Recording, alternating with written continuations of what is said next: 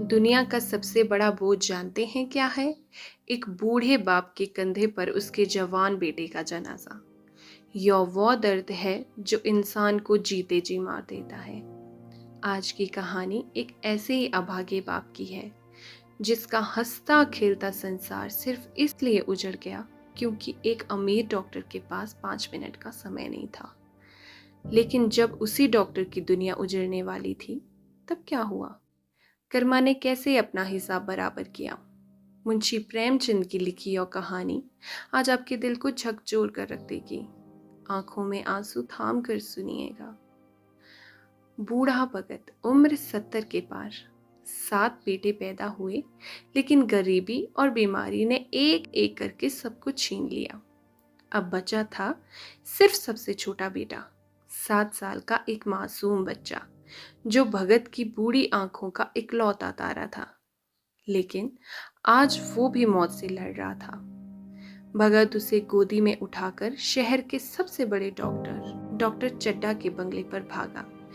पैर कांप रहे थे, सांस फूल रही थी, पर बेटे को बचाने की आस थी।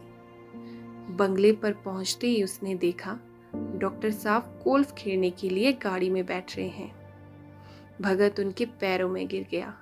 उसके आंसू डॉक्टरों के जूतों पर गिर रहे थे।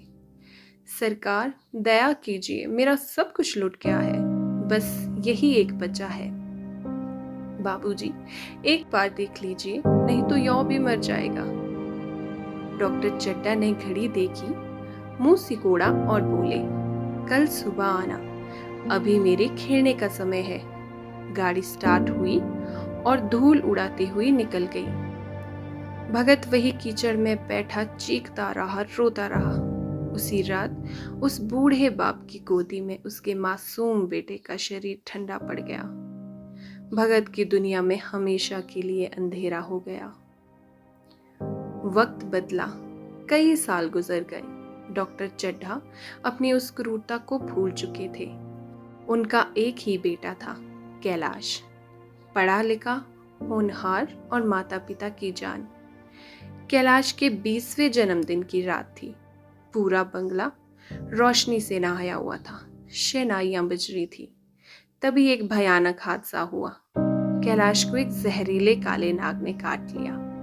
देखते ही देखते खुशियां मातम में बदल गईं। कैलाश का पूरा शरीर नीला पड़ने लगा, आंखें पथरा गईं। शहर के नामी डॉक्टर आए, हकीम आए, लेकिन सबने हाथ खड़े कर दिए।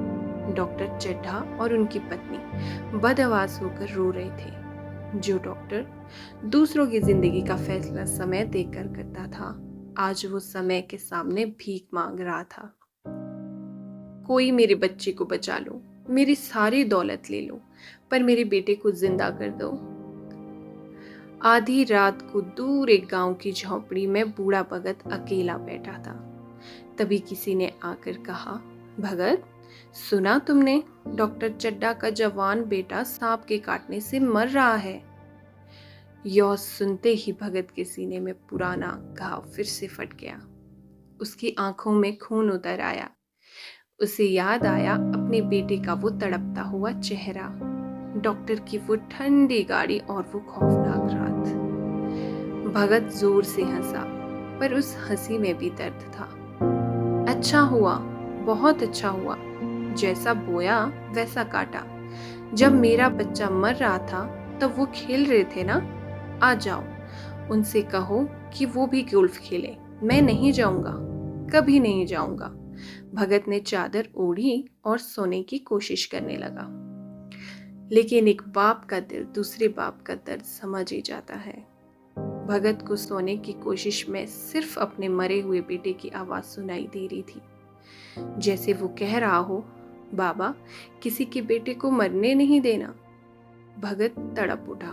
उसने सोचा, अगर डॉक्टर ने इंसानियत नहीं दिखाई तो क्या मैं भी कसाई बन जाऊं? अगर वो बच्चा मर गया तो डॉक्टर चड्ढा तो तड़पेगा ही, लेकिन एक माँ की गोद भी सूनी हो जाएगी। नफरत हार गई और इंसानियत जीत गई। 70 साल का वो बूढ़ा नंगे पैर, हाथ में लाठी और जड़ी बूटी लिए रात के अंधेरे में शहर की तरफ दौड़ पड़ा। वो भागा जा रहा था, मानो उसका खुद का बेटा मौत के मुंह में हो। बंगले पर पहुंचकर उसने देखा, कैलाश की सांसें रुकने वाली थी। माँ बाप रो रो कर बेहाल थे। भगत आगे बढ़ा। उसने बिना एक पल गवाए मंत्र पढ़ना शुरू कर दिया। पूरी रात वो बूढ़ा बिना रुके बिना पानी पिए कैलाश के सिर पर पानी डालता रहा और मंत्र फूंकता रहा। सुबह की पहली किरण के साथ कैलाश ने लंबी सांस ली और आंखें खोल दी। मेरा बेटा ठीक हो गया। डॉक्टर चड्ढा के घर में साक्षात भगवान आए थे। लेकिन जब डॉक्टर साहब उस सपेरे के पैरों में गिरने और अपनी सारी दौलत देने के लिए मुड़े, तो वहां कोई नहीं था। बूढ़ा भगत अपनी लाठी टेकते हुए चुपचाप सुबह के उजाले में ओझल हो चुका था। तभी डॉक्टर चड्ढा के दिमाग में कली चमकी। उन्हें याद आया, यह तो वही बूढ़ा है जिसे उन्होंने बरसों पहले अपने दरवाजे से दुत्कार कर भगाया था। डॉक्टर चड्ढा दहाड़ मारकर रो पड़े। उन्होंने अपनी छाती पीट ली और बोले, मैं कितना बड़ा पापी था। मैंने उसके बेटे को मार डाला और उसने अपनी जान की बाजी लगाकर मेरे बेटे को नया जीवन दे दिया।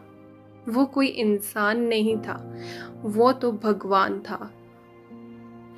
दोस्तों, नफरत का जवाब नफरत से देना बहुत आसान है, लेकिन असली इंसान वो है जो बुराई का जवाब भी भलाई से दे। अगर इस भावुक कहानी ने आपकी आंखें नम की हो, तो इस कहानी को जरूर लाइक कीजिए।